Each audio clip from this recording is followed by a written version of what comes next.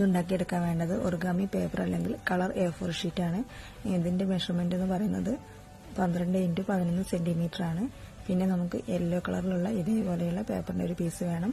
Green കളറിലുള്ളതും ഇതേപോലെയുള്ള ഒരു piece വേണം. പിന്നെ ഞാനിവിടെ സ്റ്റിക്കിന്റെ മുകളിൽ ഗ്രീൻ പേപ്പർ കവർ ചെയ്തിട്ടാണ് ഉപയോഗിക്കുന്നത്. നിങ്ങൾക്ക് വേണമെങ്കിൽ ഗ്രീൻ പേപ്പർ വെച്ചിട്ട് സ്റ്റിക്ക് ഉണ്ടാക്കിയെടുക്കാം. പിന്നെ കത്രിക വേണം, പശ വേണം. ആദ്യം ഈ ഒരു പീസ് എടുക്കുക. എന്നിട്ട് ഇതിന്റെ രണ്ട് സൈഡിലും അതിന്റെ സെന്റർ ഒന്ന് അടയാളപ്പെടുത്തിയെടുക്കുക. പിന്നീട് ഒരു സൈഡിൽ അടയാളപ്പെടുത്തിയ സെന്ററിൽ നിന്നും രണ്ട് സൈഡിലോട്ടും ഓരോ സെന്റിമീറ്റർ ആയിട്ട് അടയാളപ്പെടുത്തുക. ഞാൻ ഈ കാണിക്കുന്ന രീതിയിൽ അടയാളപ്പെടുത്തി വയ്ക്കുക.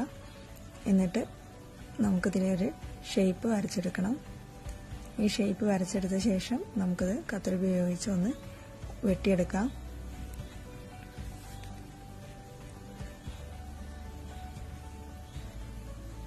വെട്ടിയെടുത്ത ശേഷം നമുക്കിതൊരു ഫ്ലവറാക്കി മാറ്റാം.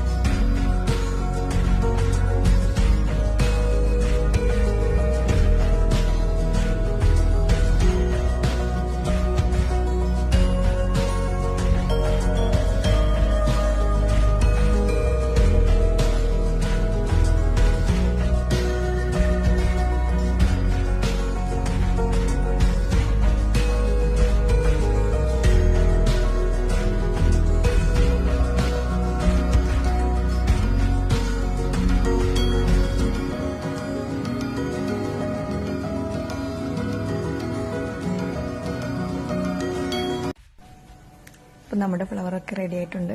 ഇതെല്ലാവർക്കും ഇഷ്ടമായെന്ന് കരുതുന്നു. ഇനിയും ഇതേപോലെയുള്ള പുതിയ വീഡിയോസിന് വേണ്ടി ഈ ചാനലിലോട്ട് സബ്സ്ക്രൈബ് ചെയ്യുക. താങ്ക്